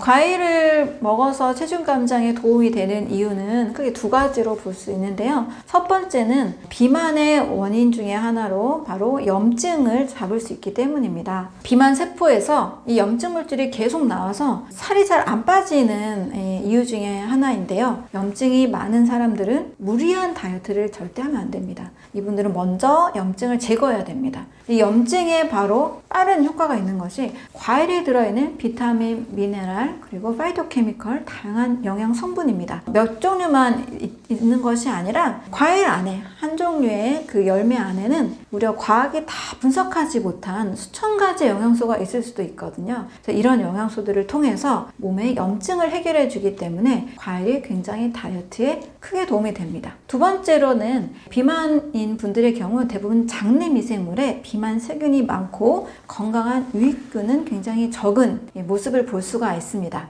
비만 세균을 빠르게 줄이고 건강한 유익균을 늘려야 건강한 다이어트, 빠르게 다이어트가 될 수 있는데요. 바로 과일 안에 수억 마리의 그런 자연 미생물들이 사람에게 건강한 유익균을 늘려주는 환경을 마련해 줍니다. 더불어서 이 유익균들의 먹이까지 과일에 있는 식물 성분들이나 또 당 이런 성분들이 미생물의 먹이가 또 되거든요. 그래서 두 번째로는 건강한 장내 미생물의 환경을 만들어 주기 때문에 다이어트에 빠르게 도움이 될 수가 있습니다. 대부분 한국인들은 이 과일을 식후에 먹는 문화를 가지고 있죠. 네, 식후 디저트로 식사를 아주 거하게 하시고 나서 식후에 입가심으로 이렇게 과일을 드십니다. 근데 이렇게 먹게 되면 식사 중에 먹었던 다양한 음식들과 함께 이 과일에 들어있는 당 성분이나 식이섬유가 계속 섞이게 됩니다. 그래서 식후에 과일을 또 많이 드시게 되면 발효가 일어나면서 또 소화가 안 되고 가스가 차고 이것이 또 간에서는 알코올로 또 인지가 되는 여러 부작용들이 있습니다. 그래서 식후 과일은 독이다. 하나도 도움이 되지가 않습니다. 그런데 과일의 성분은 제가 무려 9대 영양소, 수천 가지 영양소가 있을 수도 있다라고 말씀을 드리는데요. 식후에 먹으면 독이 되지만 위에 아무 음식이 없을 때 식전에 공복에 먹게 되면 과일에 들어있는 아주 수천 가지 영양소들이 다 흡수가 됩니다. 그래서 세포에 꼭 필요한 50종 이상의 영양소들이 과일을 통해서 또 굉장히 보충이 되는 거죠. 그래서 식전에 먹으면, 공복에 먹으면 이 모든 성분들은 약 이상의 효과가 있는 거죠. 그래서 식전 과일은 제가 보약이다라고 말씀을 드립니다. 그리고 대부분의 이제 피로가 있거나 살이 빠지지 않은 분들의 경우에는 간 기능이 굉장히 많이 약해져 있습니다. 모든 질병의 중심, 심지어 암까지 질병이 많이 있는 상태는 간 기능이 다 약해져 있는 상태죠. 간은 무려 500가지 이상의 일을 하는 정도로 굉장히 많은 일을 하는데요. 바로 과일의 이 유익한 성분들은 간의 영양제가 됩니다. 간은 여러 해독을 하고 여러 영양소들을 합성하고 대사하는 과정에 비타민, A, C, E나 여러 항산화 물질, 아주 다양한 아미노산들이 필요로 하는데요. 이 간에 꼭 필요한 영양을 보충해 줌으로써 간의 해독 기능을 잘 할 수 있도록 도와줍니다. 그래서 저는 과일을 최고의 영양제이자 최고의 해독제다라고 말씀을 드리는데요. 이렇게 과일을 섭취함으로써 간 기능을 튼튼하게 해주고 살도 잘 빠지고 만성 피로와 또 체력과 면역력이 올라가는 아주 좋은 효과를 볼 수가 있습니다. 네, 내장 비만도 역시 지방이 초과한 상태죠. 한국인들의 경우에는 이 탄수화물이 과다 섭취가 되는 경우가 굉장히 많습니다. 왜냐면 삼시세끼 우리는 쌀밥을 먹는다라는 그런 주식을 쌀로 먹기 때문인데요. 밥만 한 공기 먹고 끝나지 않고 빵도 먹고 과자도 먹고 여러 면 좋은 음식을 먹다 보니까 한국인들은 좀 탄수화물이 많이 과다 섭취가 됩니다. 몸속에서는 이것을 글리코겐 형태, 결국 또 지방의 형태로 저장을 해서 지방간과 내장 비만의 원인이 될 수가 있습니다. 과다한 내장 비만과 또 간에 쌓여있는 이 지방들을 태워야 되는데 이것은 몸속에 있으니까 운동으로만 해결할 수 있는 것이 아니죠. 몸 속에서 이 지방들이 잘 제거가 될 수 있도록 도와줘야 됩니다. 지방을 잘 태우기 위해서는 지방 분해 요소인 리파제가 잘 만들어져야 되겠죠. 또 몸의 전반적인 효소를 생산하는 기능, 조효소, 여러 다양한 비타민, 미네랄 이런 모든 것들을 다시 영양을 흡수해서 재생산하는 기관은 바로 간입니다. 그래서 간이 튼튼하면 몸에서 이 대사 활동이 활발해집니다. 지방도 잘 태워지기 때문에 간을 튼튼하게 하는 식사법을 선택하시는 것이 내장 비만을 줄일 수 있습니다. 그래서 내장 비만을 줄이기 위해서는 간을 튼튼하게 해주고 또 간을 튼튼하게 해주기 위해서는 올바른 과일 섭취, 식전 과일을 섭취함으로써 내장 비만도 줄일 수가 있습니다.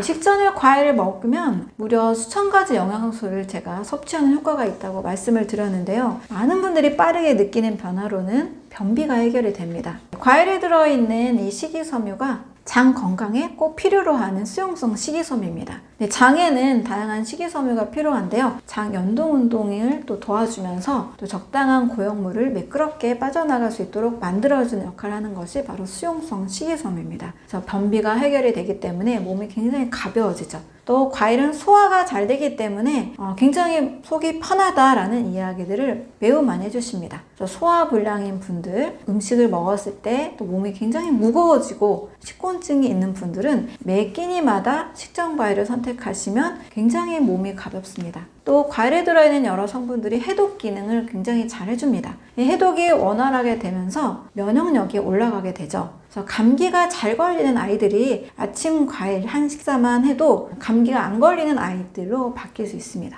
또 여성분들은 몸에 이제 독소가 빠져나가다 보니까 피부 트러블들이 없어지고 화장이 잘 받는다는 이야기를 해주십니다. 또 이제 당 기능에 문제가 있는 분들이 계세요. 대부분의 분들은 과일이 달콤한 맛이라서 당 수치를 올린다 라고 쉽게 착각을 하시는데요. 또 많은 의료 관계자들도 과일을 굉장히 조심하라 이렇게 얘기를 하는데요. 과일은 절대 당 수치에 영향을 미치지 않습니다. 한국인들이 당뇨 전 단계가 참 많으세요. 이 당이 올라가는 그 이유는 바로 정제된 탄수화물, 흰쌀밥, 또 흰 빵이나 밀가루, 면 종류 음식 때문에 이 당 수치가 조절에 실패하는 겁니다. 과일을 먹어서 당뇨가 걸리는 사람은 저는 한 사람도 보지를 못했습니다. 왜냐하면 이제 유인원들의 먹이가 과일이잖아요. 또 유인원들은 과일을 주식으로 먹으면서 절대 당뇨병에 걸리지 않거든요. 그런데 만약에 유인원에게 삼시세끼 밥을 준다라고 생각을 해보면 어떨까요? 삼시세끼 쌀밥, 빵, 과자를 먹으면 저는 유인원들도 분명히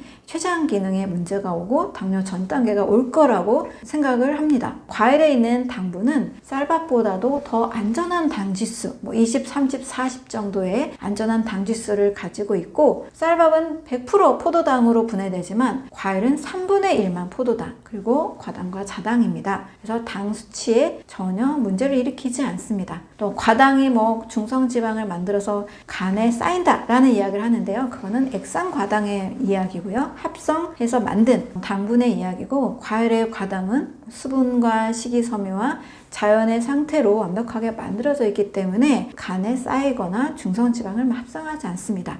이것은 제가 수백 명의 임상을 통해서도 확인을 했는데요. 아침 과일 식사로 바꾼 후에 당 수치가 일주일 만에도 80이 떨어지기도 하고, 당뇨 400이었던 분도 한 달 만에 150 정도로 250 정도가 떨어진 사례들도 많이 있습니다. 그래서 과일의 당분은 절대 당뇨병을 일으키지 않으니까요. 당 조절에 문제가 있는 분들 쌀밥 대신 과일을 선택하시고, 불안하시다면 이제 키위, 오렌지 같은 저당도 과일과 또 채소를 곁들여 주시면 더 좋겠습니다. 정제된 탄수화물은 인체 내에서 다 지방으로 저장이 됩니다. 그래서 흰 쌀밥 위주의 식사를 하거나 면 종류와 또 떡이나 과자, 케이크 이런 것들을 과다 섭취할 경우에는 지방간이 오고 또 고혈당으로 오기 때문에 인슐린 저항성에 문제가 생깁니다. 인슐린 저항성이라는 것은, 인슐린은 원래 포도당을 운반하는 호르몬입니다. 포도당을 적절한 곳에 근육의 여러 세포에 여러 곳에 적절하게 운반을 해서 당을 사용하게 만들어주는 좋은 호르몬이죠. 그런데 급격하게 늘 먹는 이 탄수화물들 때문에 인슐린이 과다 분비가 되면서 빠르게 당을 저장하고 봅니다. 이것이 계속 반복이 되다 보면 인슐린이 제대로 기능을 하지 않는 저항이 생긴다고 하죠. 당을 제대로 운반하지 않게 됩니다. 이게 반복이 계속 되다 보면 갑작스럽게 이제 인슐린이 확 올라갔다가 확 떨어지면서 저혈당으로 생기기도 하고요. 또 인슐린 이제 저항성이 생기면서 서서히 이 췌장의 베타세포가 망가져서 인슐린이 안 나오게 되면 이제 인슐린이 당을 운반해주지 못하기 때문에 당이 요로 빠져나가는 당뇨병이 생기기도 합니다. 또 그 사이에 이제 인슐린이 당분을 간에 지방 형태로 저장을 해서 지방간이 되기도 하죠. 정리하자면 과다한 정제 탄수화물의 섭취는 고혈당을 일으키고 인슐린 저항성을 일으키고 당뇨 전 단계를 일으키고 저혈당을 일으키고 또 지방간, 또 당뇨병까지 일으키는 아주 만성 질환의 큰 원인이 될 수가 있습니다. 또 쉽게 살찌게 만들고 내장 비만도 쉽게 만들어내죠. 탄수화물은 절대 정제된 탄수화물로 드시면 안 되고 자연의 복합 탄수화물 형태로 드시는 것이 좋습니다. 네, 저도 탄수화물 중독증이 있었는데요. 빵을 하나만 먹지 못하고 막 2개, 3개씩 먹다 보면 이게 금방 또 습관이 됩니다. 그래서 일주일 내내 이 빵을 막 2개, 3개씩 먹다가 일주일 만에 3, 4kg, 한 달에 5, 6kg가 찐 적도 있었는데요.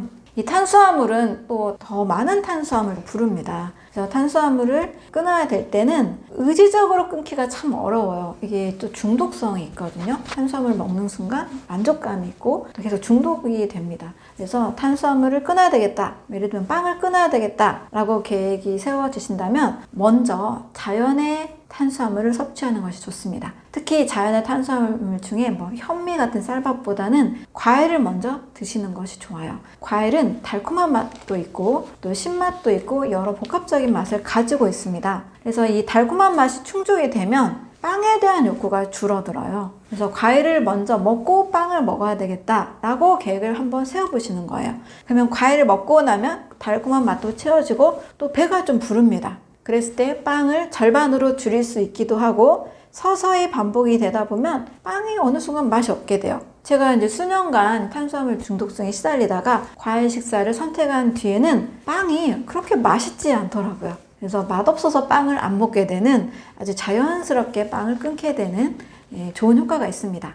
다른 탄수화물도 마찬가지예요. 빵뿐만이 아니라 흰쌀밥, 그리고 밀가루 음식을 드신다 하면 그 전에 반드시 과일 하나를 드셔보세요. 그러면 이제 모든 양들이 줄어들면서 또 그 탄수화물이 좀 맛이 없게 됩니다. 그래서 과일을 충분히 많이 먹은 뒤에 탄수화물을 드시는 것이 훨씬 자연스럽게 탄수화물 중독증을 해결할 수가 있습니다.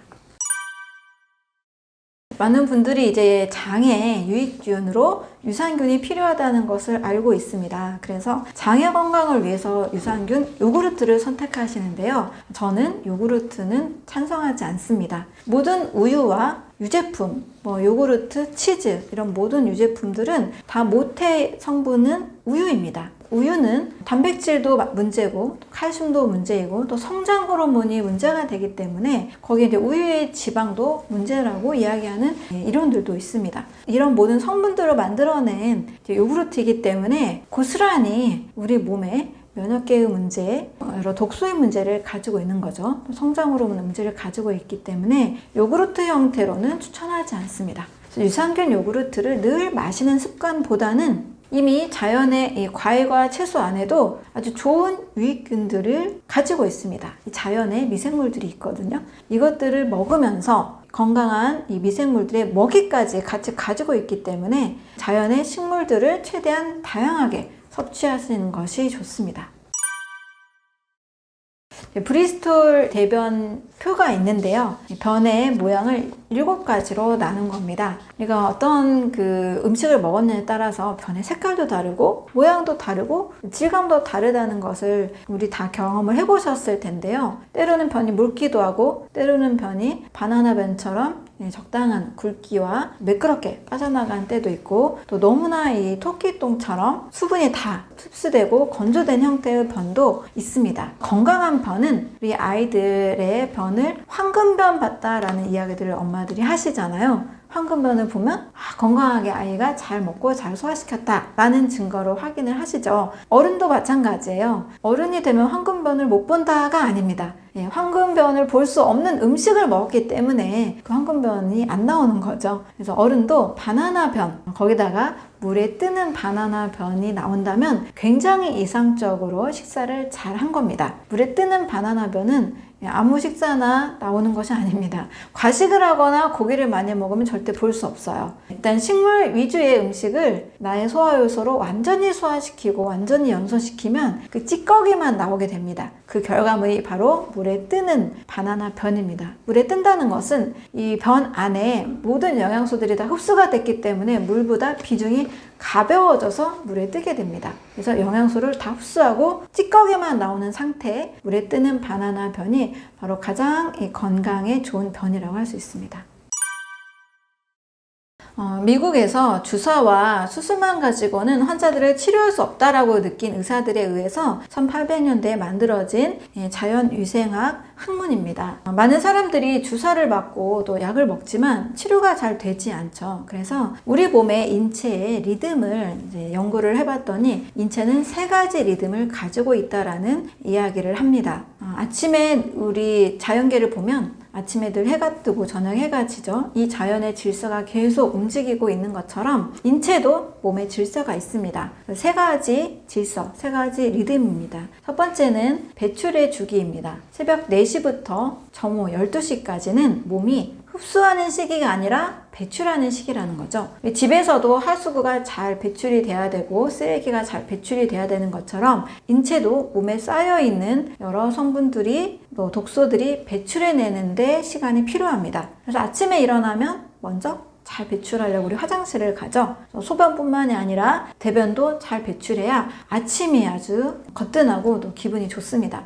이게 잘 안 될 때 굉장히 몸이 좀 무겁죠. 또 답답하기도 하죠. 그래서 배출의 시기 새벽 4시부터 12시. 이때는 식사를 많이 하는 것보다 배출에 도움이 되는 식사를 하는 것이 좋습니다. 두 번째로는 흡수 주기입니다. 12시부터 저녁 8시. 점심과 저녁 식사 시간이 포함이 되어 있죠. 흡수 주기가 됐다는 것은 이제 아침에 잘 배출을 하고 소화기관이 워밍업을 잘 마쳤다. 그러니 잘 흡수할 수 있는 상태로 준비가 된 겁니다. 점심과 저녁 식사를 이때 잘 하시면 되겠죠. 소화가 잘 되는 건강한 좋은 음식으로 식사를 하시면 됩니다. 세 번째로는 동화주기입니다. 저녁 8시부터 새벽 4시까지입니다. 자, 동화라는 것은 이화의 작용의 반대입니다. 분리되는 것이 아니라 합성하는 것을 뜻합니다. 우리가 나도 모르게 머리카락이 계속 자라고 있고 손톱도 계속 자라고 있잖아요. 이것을 우리 몸에서는 늘 세포가 재생되고 있고 늘 분열이 되고 있고 나쁜 세포들은 또 포식작용을 해서 제거하는 역할을 늘 해냅니다. 이것이 바로 동화작용입니다. 이 시간에는 저녁 8시부터니까 식사를 8시 전에 잘 마치고 잘 휴식하는 시간대가 됩니다. 밤에 또 10시에서 새벽 2시 사이에는 멜라토닌 호르몬이 나와서 세포의 재생, 세포 분열 이런 동화작용에 도움을 줍니다. 만약에 또 밤 10시, 11시에 야식을 또 한다. 그러면 몸은 동화작용에 집중하지 못하고 또 소화시키느라고 에너지를 많이 써야 됩니다. 그래서 야식이 몸에 해로운 이유는 이 동화작용을 방해하기 때문입니다. 이 동화주기까지 해서 이 세 가지 리듬에 잘 맞는 식사, 라이프 스타일을 선택한다면 우리는 건강한 몸을 만들 수가 있습니다. 네, 이미 약 120년 전에 암 그리고 모든 불치병들을 완치시킨 의사가 있습니다. 독일의 막스 거슨이라는 사람인데요. 이 막스 거슨이라는 사람은 본인이 의사임에도 불구하고 편두통에 늘 시달리고 있었습니다. 그래서 자기의 몸을 고치지도 못한 의사가 어떻게 환자를 고칠 수 있을까라고 생각을 하면서 본인의 편두통을 고치기 위해서 다양한 원인들을 찾았는데요. 그 원인이 주식으로 많이 먹고 있는 가공육이었습니다. 이런 가공육을 너무나 많이 먹다 보니까 그 안에 있는 성분들이 화학 성분 또 발원 성분들로 인해서 몸에 독소로 작용하고 또 두통을 일으켰다라는 것을 원인을 찾게 됐습니다. 이걸 해결하기 위해서 사과와 케일, 양배추, 샐러리 이런 다양한 녹황색 채소들을 먹었는데요. 본인의 편두통이 해결이 되는 것을 경험을 하게 되죠. 그래서 문제는 몸에 쌓여있는 독소 또 세포 내에 저류된 나트륨이 문제구나 라고 생각을 하면서 사과와 여러 채소를 중심으로 하는 막스 거슨만의 그런 식사법을 개발을 하게 됩니다. 이것을 환자들에게 적용을 해봤어요. 건강한 사람들 대상으로 하면 효과를 못 느끼잖아요. 당시 불치병이었던 피부 결핵 환자 450명을 대상으로 거슨의 식사법을 적용을 해보니까 무려 446명이 완치가 되는 겁니다. 당시 말기 폐해 질환 환자였던 슈바이처 박사의 아내도 또 치료를 하게 되는 어마어마한 효과가 있었는데요. 이 치료법을 가지고 뉴욕으로 가서 아무도 이제 해결하지 못했던 말기 암 환자를 대상으로도 치료를 시도를 해봅니다. 이 암 환자들을 대상으로 했는데도 이 말기의 상태에서도 치료가 되는 것을 확인을 한 거예요. 그래서 이제 많은 환자들의 사례를 알리고 논문도 쓰고 했는데 당시 여러 상황에서 약을 쓰지 않고 음식으로 치료를 한 것이 많은 학계에서 반대에 부딪히게 됩니다. 하지만 이 치료가 만약에 가짜였더라면 사라져야 되는데 무려 이제 100년이 지난 지금도 그 딸 샤롯 거슨에 의해서 거슨 연구소가 지금도 운영이 되고 있습니다. 심지어 우리나라에서도 대한제암거슨의학회라고 해서 이 거슨 치료를 한국의 현실에 맞게 응용해서 사과와 당근과 여러 이제 채소들을 중심으로 한 거슨 식사법을 암 환자들에게 적용을 하고 있습니다. 그래서 수많은 당시 불치병 또 심지어 암까지도 완치시킨 사례가 있기 때문에 우리 인체에 있는 이 해독을 잘 해줌으로써 몸을 건강하게 만든다라는 이론이 여러 가지로 증명이 되고 있습니다. 저는 크게 건강의 원리는 두 가지, 영양과 해독이라고 늘 강조를 하고 있습니다. 세포에서도 마찬가지로 인체 내에서도 우리 몸에 꼭 필요한 영양소를 섭취하고 독은 제거를 하는 식사법을 선택하면 됩니다. 최대한 독이 되는 식사는 하지 않아야 되겠죠. 독이 되는 식사, 가공식품과 과다한 동물 섭취, 과식 세 가지를 우리는 하지 않는 습관을 만들면 좋겠습니다. 이것을 하지 않기 위해서라도 과일과 채소와 견과류, 콩류, 버섯류, 씨앗류의 음식을 최대한 많이 먹는 것이 좋습니다. 저는 이 모든 것을 100% 하세요 라면 별로 하실 분이 없기 때문에 하기가 굉장히 어렵기 때문에 아침 식사 한 끼만큼은 과일로 드세요를 꼭 말씀을 드리고 있습니다. 여기에 좀 더 나아가서 더 적극적으로 실천하고 싶은 분들은 점심과 저녁에 식사 전에 과일을 하나 드시는 습관, 과일 하나와 채소를 하나 갈아서 먹는 습관을 가진다라면 충분한 영양이 공급이 되면서 또 해독 효과가 일어나는 건강한 몸을 만들 수가 있습니다. 네, 건강한 몸을 만들기 위해서는 첫 번째로 내가 건강해지고 싶다라는 마음의 의지, 욕구가 굉장히 중요하다고 생각을 합니다. 그래서 구독자 여러분들께서도 첫 번째는 나 정말 건강한 몸을 만들고 싶다라는 이 소원을 강하게 가지시길 바라겠고요. 그만큼 이제 의지가 생기신다면 아침 식사만큼은 과일로 드시는 것을 꼭 추천을 드립니다. 과일은 최고의 영양제이자 최고의 해독제가 될 수 있습니다. 그래서 아침 식사 한 끼, 과일 식사를 통해서 건강한 습관 온 가족과 함께 만들어 가시고 꼭 건강한 여러분들 되시기를 바라겠습니다. 감사합니다.